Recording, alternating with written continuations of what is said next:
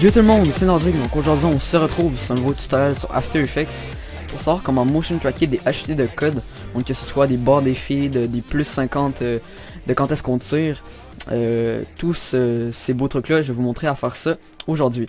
Donc comme à mon habitude, si j'ai 200 likes sur ce tutoriel là, je vais vous montrer comment éditer les scopes durant les edits en fait. Et donc je vais vous donner des petits exemples ici. Donc ici sur mon edit Daylight V2, il y a le genre de scope ici avec les genres de trucs audio autour puis les trucs qui tournent comme ça. Sinon je vais vous montrer aussi comment faire des transitions avec le scope. Et également je vais vous montrer comment incruster un genre de tête de troll comme ça dans le scope. Donc ça, c'est si j'ai 200 likes. Donc pour le tuto d'aujourd'hui, on va commencer par motion tracker notre cinématique. Donc ça, pour tous ceux qui savent pas comment motion tracker, j'avais fait un tuto là-dessus. Et ça va être dans la description, donc soyez bien sûr d'aller voir ça. Donc ensuite, dès qu'on a motion tracké notre cinématique, ce qu'on va faire, en fait moi je vais commencer par la barre des feeds, parce que c'est l'étape la plus, je sais pas, la plus pas compliqué, mais qui nécessite le plus d'explications. Donc je vais commencer par ça. Donc pour commencer, ce qu'on va faire, c'est qu'on va aller sur Google. On va taper le nom de l'arme qu'on utilise, que le joueur utilise en fait. On va mettre par exemple DSR50 et on met PNG à la fin. PNG, ce que ça veut dire, c'est que ça enlève le fond derrière, qu'il soit blanc ou peu importe la couleur. Et ce qu'on prend ensuite, c'est n'importe quelle arme qui est de côté en fait. Donc moi je vais prendre celle-là, vu qu'elle est vraiment de côté. C'est sûr que ça va pas ressembler exactement à la barre des feeds, mais ça donne vraiment une image plus nette que la barre des feeds. Donc il y a certaines personnes qui vont me dire qu'on peut augmenter la luminosité lorsque qu'on scope ou quoi que ce soit. Moi je trouve que ça donne vraiment un meilleur rendu avec les images qu'on prend directement sur internet. Donc moi j'ai déjà enregistré, donc je vais aller la chercher. Donc c'est juste ici, et c'est celle-là. Donc je vais importer ça. Tac. Et là, j'ai mon truc ici. Je vais simplement regarder si ça serait pas mieux. 2 secondes. Ouais. Ici, je crois que j'ai pas de fond derrière. Ouais, j'ai pas de fond derrière. Donc ça, c'est bien important de ne pas en avoir. Ensuite, c'est sûr que si vous en avez un derrière, vous pouvez l'enlever avec les masquages par couleur. Mais ça, c'est plus agréable d'avoir aucun fond comme ça. Donc ensuite, ce qu'on va faire, c'est qu'on va aller dans remplissage. Donc moi, c'est fill en anglais.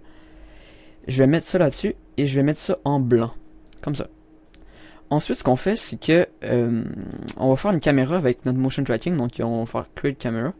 Et juste avant de faire ça, je vais faire une nouvelle composition. Donc comme ça. Et je vais amener mon arme dans ma nouvelle composition, comme ça. Et ce que je vais faire, je vais importer un clip.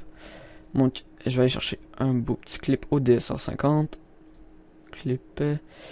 Et je vais prendre celui-là. Et disons celui-là. J'espère que c'est au DSR. Ouais, c'est au DSR.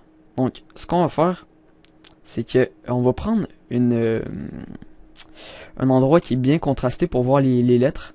À la fin de la feed en fait, comme ça, et juste ici. Donc vous prenez un endroit dans le scope où on voit très bien les lettres, et ce qu'on va faire maintenant, c'est que on va aller dans notre nouvelle composition dans laquelle on est déjà, et on va reconstituer la barre des feeds comme ça. Donc je vais simplement faire ça comme ça. Ensuite, je vais faire ça. Je vais le dupliquer 4 fois pour que ça fasse la quad feed. Comme ça. Et là, je vais aller sur la position de chacun. Donc, je vais sélectionner tout. Faire P. Comme ça. Et là, je vais les monter chacun leur tour. Comme ça. Et essayer de faire un bon espace si possible. Comme ça environ, ça devrait être assez bien.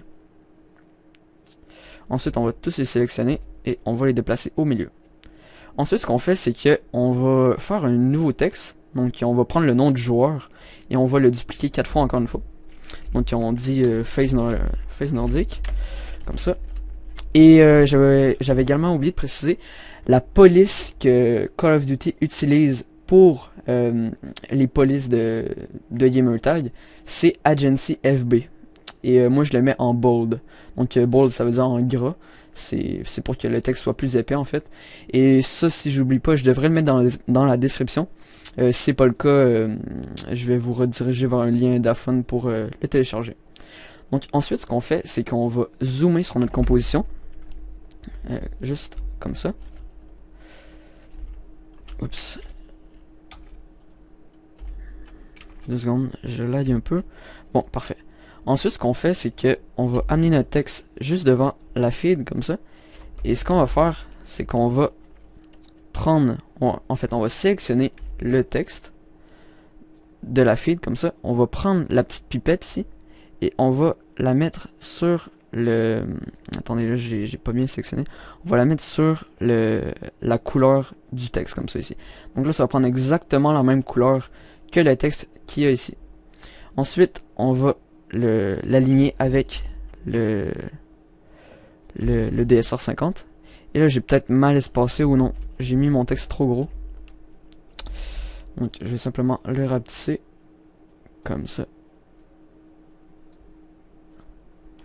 Et là, je fais ça un peu à la va-vite, mais je vous conseille vraiment de faire ça encore mieux. Maintenant, ce qu'on va faire, c'est qu'on va rester appuyé sur Shift, et on va descendre notre texte comme ça.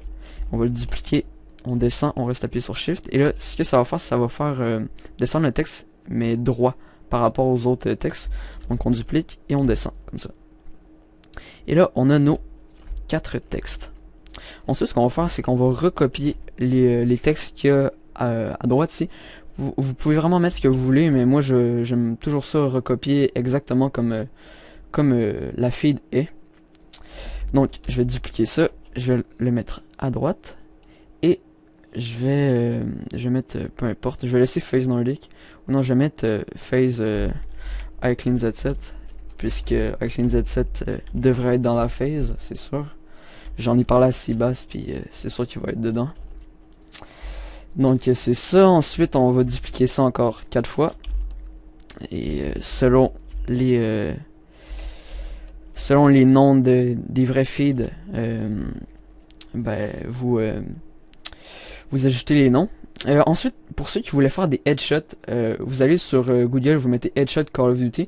Et moi j'ai pris le premier et il est déjà en PNG, il est parfait ce logo là. Donc au lieu de mettre les DSR, vous mettez les headshots. Donc maintenant, si vous voyez bien ici, il y a du gris et du genre de beige jaune un peu. Donc on va changer ça pour ici. On va prendre l'outil texte, comme ça. On va sélectionner tous nos textes comme ça. Tac. Et là, on va changer les couleurs pour les mettre comme ça. Donc je vais juste simplement... Oups. Ah, ça fait chier, ça arrête pas de bouger comme ça. Bon. J'espère que ça va marcher. Voilà. Bon. Donc là, ce qu'on va faire, c'est qu'on va sélectionner la couleur. Comme ça. Ah merde, c'est vrai. Non, ce qu'on va faire, c'est qu'on va aller chercher l'outil remplissage. Oh non, regarde, je vais garder ça simple. Désolé de tous les embrouilles là. Donc là, je vais juste sélectionner comme ça ici. Et là, disons que ça c'est notre couleur. Je vais peut-être la mettre un peu plus pâle comme ça. Puisque c'est pas vraiment la couleur fidèle. Bon, comme ça. Et maintenant, ce qu'on va faire, c'est qu'on va sélectionner tous nos autres textes et on va les changer de la même couleur. Comme ça. Celui-là. Et finalement, on va changer celui-là. Comme ça. Donc maintenant, ce qu'on fait, c'est qu'on va repositionner tous nos trucs pour que ce soit vraiment parfait et prêt à motion tracker. Donc on va enlever notre truc derrière, ça ne nous sert plus à rien. Et on va, comme vous voyez ici, c'est pas droit, donc on va tout replacer comme ça. Donc je vais simplement bouger ça comme ça. Donc là, c'est assez bien centré et tout et tout. Donc maintenant, ce qu'on va faire, on va importer notre précomposition dans notre composition de base avec la cinématique. Donc on l'importe comme ça. Et là, vous voyez, c'est comme ça. Pour la motion tracker, comme je fais habituellement, c'est que je clique sur le petit carré ici. Et là, elle est motion trackée, comme ça. Donc vous pouvez la repositionner. Moi, je vais faire ça assez vite, comme ça. Donc vous tassez ça comme ça. Et ce que vous pouvez faire également, pour qu'elle ait l'air un peu plus visible, vous pouvez rajouter soit de l'ombre ou soit de la lueur diffuse. Donc de l'ombre, vous pouvez changer les paramètres, mais moi je mets toujours ces paramètres là, comme ça. Donc je mets l'opacité à 100, la distance à 0 et la douceur je la mets environ à 15. Comme ça, donc là on voit un peu mieux, juste faire la comparaison, comme ça on voit un peu mieux comme ça. Ou sinon vous pouvez mettre de la lueur diffuse, mais ça je vais pas le montrer, tout le monde sait qu'on va faire. Donc maintenant on a notre feed qui est motion tracker. Donc ça c'est première chose de faite. Maintenant je vais retirer ça comme ça et je vais faire le plus 50 maintenant. Donc pour le plus 50 ça peut être assez difficile si on veut. Donc juste faire une petite précomposition en plus. Ça peut être assez difficile comme ça peut être très facile également. Je vais vous montrer un exemple de ça très bientôt. Je vais prendre un clip. Celui-là. Je vais l'importer dans ma nouvelle composition. Et dans le fond, pour faire le plus 50, ce qu'il faut faire, c'est trouver un endroit qui est bien contrasté. Donc, vous voyez que le plus 50 ici, il se démarque vraiment de toutes les autres couleurs autour. On peut vraiment très bien distinguer le plus 50 autour. Et la couleur est très uniforme derrière. Par exemple, si je prenais le plus 50, genre ici, si je prenais le plus 50 ici, il n'est pas du tout bien contrasté, c'est pas uniforme derrière, ça servira à rien. Si vous, dans votre clip, vous n'avez aucun endroit qui est bien contrasté, vous allez devoir le refaire soit dans Photoshop, soit dans After Effects avec les outils de texte et de remplissage. Donc ça va être exactement comme j'ai montré au début avec la feed. Donc vous recopiez le texte et tout le tralala. Donc maintenant, ce qu'on fait, moi je vais prendre l'endroit contrasté ici. Je vais faire clic droit, temps, je crois que c'est temps ouais, en français, time, freeze frame. Donc je vais figer l'image pour que ça reste toujours comme ça. Je vais aller ici dans masquage par couleur, donc moi c'est color key comme ça. Et je vais aller, juste avant de faire ça, je vais sélectionner autour du plus 50 comme ça avec le masque. Et ensuite, je vais appliquer le truc comme ça ici. Et le... ouais, attendez, je vais peut-être essayer Keylight aussi. Je crois que Keylight c'était mieux. Je me rappelle plus lequel j'avais utilisé. Je crois que... non, j'avais pas utilisé Keylight, j'avais utilisé Color Key. Donc, comme ça. Et là, vous pouvez ajouter... ben non, en fait, vous pouvez vraiment changer tout... tous vos paramètres, c'est vraiment à vous de voir comment vous le voulez. Et là, il est bien correct comme ça, je trouve. Ensuite, ce que vous pouvez faire, c'est ajouter un deuxième color key. Donc, je vais juste color key. Il est où? Il est ici. Et ce que vous pouvez faire, c'est ajouter un deuxième comme ça et le changer comme ça. Donc maintenant qu'on a le plus 50, ce qu'on peut faire, c'est amener la composition du plus 50 dans notre cinématique. On va cliquer sur le petit carré ici et elle va être motion trackée, comme ça. Donc ça, c'est notre plus 50. Et ça, je vous conseille vraiment de le mettre devant des soldats, ben tu sais, je sais pas comment vous dire ça, mais les soldats de code. Parce que sinon, ça fait un peu bizarre de mettre un plus 50 en plein milieu d'une cinématique, ça fait un peu... je sais pas, mais je sais pas, moi je mettrais pas ça en plein milieu d'une cinématique. Donc c'est ça, il reste plus qu'à avoir les tableaux à la fin, je sais pas, je vais vous montrer ici. En fait ça, les tableaux de killcam à la fin. Donc ça c'est le truc final. Ça, habituellement, je le fais dans Photoshop parce que c'est beaucoup plus simple. C'est, je sais pas, dans After Effects, il manque un peu d'outils que Photoshop a.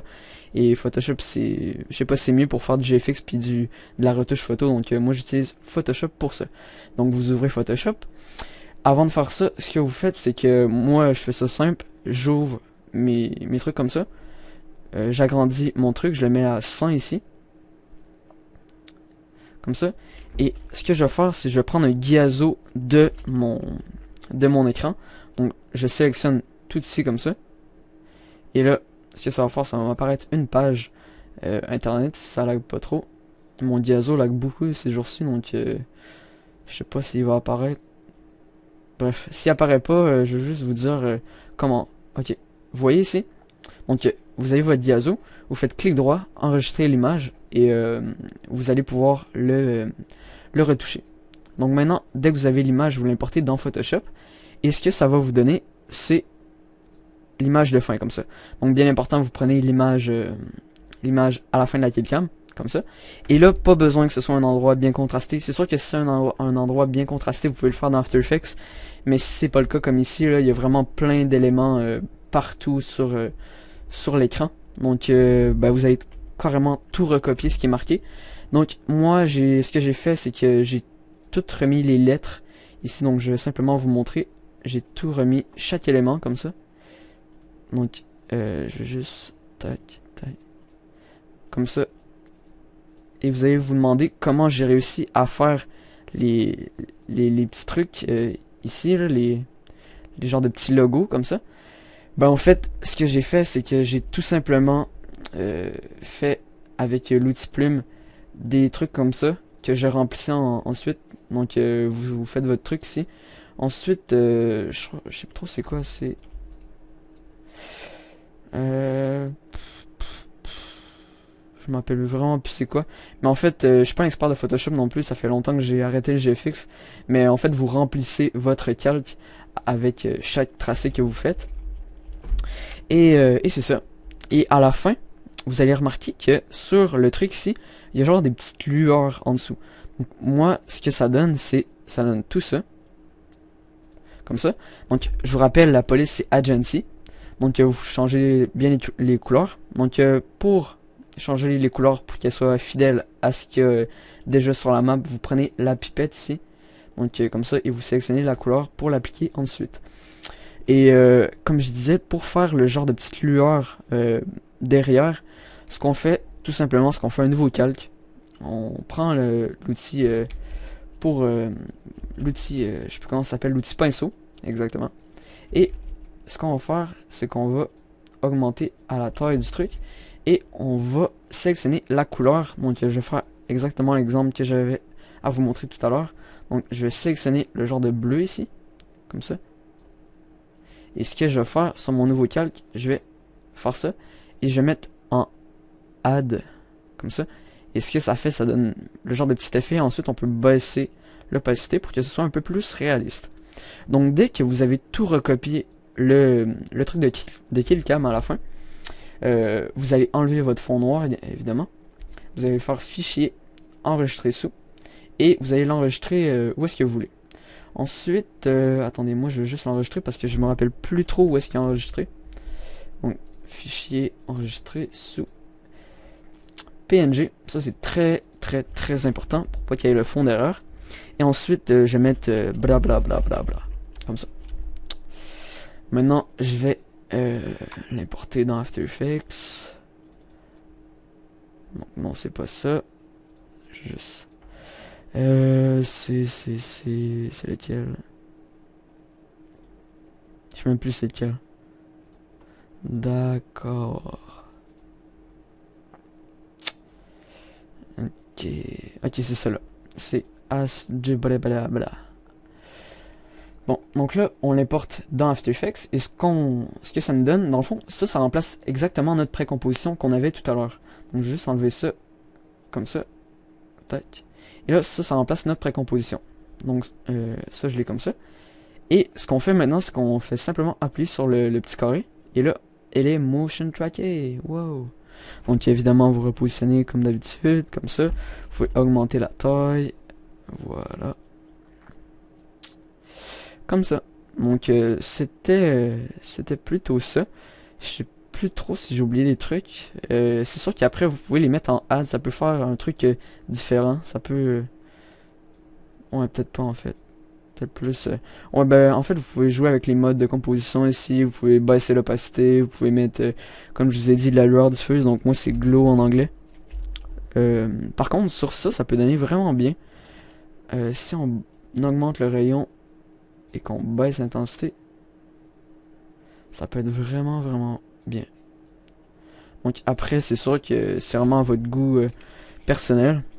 J'ai rien à faire là-dedans. Moi, je fais juste vous montrer comment réaliser ce que je fais. Donc évidemment, il y a beaucoup de personnes, beaucoup de personnes qui, par mégarde, des fois... attendez, je vais simplement donner une position complètement aléatoire à mon texte qui me disait... Parce que des fois, le motion track se fait vraiment mal. Parce que c'est pas automatique. Et il y a du monde qui me disait... Je vais simplement encore plus le reculer et le bosser. Il y a du monde qui me disait... Oui, mais... Attendez, je vais simplement grossir ça comme ça. Il disait, oui, mais moi, mon texte, je veux qu'il soit là. Mais il est là pourtant, mais il est pas motion tracké. Il est vraiment bizarre. Mais c'est juste à cause que After Effects, lui, il se dit que votre texte est complètement derrière la cinématique. Donc vous allez dans position, puis vous le ramenez vers l'avant, comme ça. Parce que... Juste baisser la taille. Parce que si vous changez pas la position, ça va vraiment avoir l'air bizarre. Puis des fois, je vois ça dans des motion tracking, puis c'est vraiment pas joli du tout. Donc je sais pas si c'est tout ce que j'avais à dire. J'essaie juste de vérifier pour rien manquer. Le plus 50 je l'ai fait, la barre des feeds j'ai fait. Ouais, ensuite c'est sûr que vous pouvez ajouter du texte 3D, des particules, des optical flares, une color correction, des bandes noires. Ça c'est tout, c'est tout dans mes autres tutos. Donc ben, c'était tout pour ce tuto là, j'espère que ça vous a plu, n'hésitez pas à liker, commenter et à vous abonner. Je vous rappelle que si j'ai 200 likes sur ce tuto là, je fais le tuto pour éditer les scopes comme ça. Donc tout ce qui est animation et transition de scope, je vous fais ça avec 200 likes.